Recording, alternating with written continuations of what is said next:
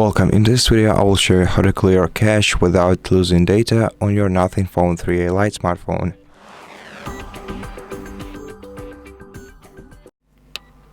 First of all, let's go to settings, and if you want to individually clear the cache of some applications, you have to go to apps section and then select see all applications, then select the app for which you want to clear cache, for example the Gmail app, then go to storage and cache menu and tap clear cache. This way you will not lose any data from this device, but you will get rid of temporary files in it.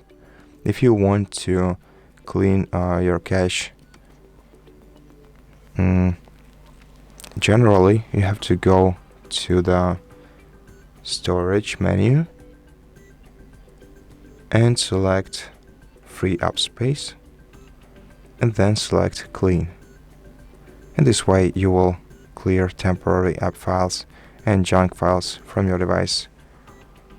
Besides, you can simply restart your phone by holding down the power button and volume up key at the same time and perform a restart to get rid of temporary cache related files.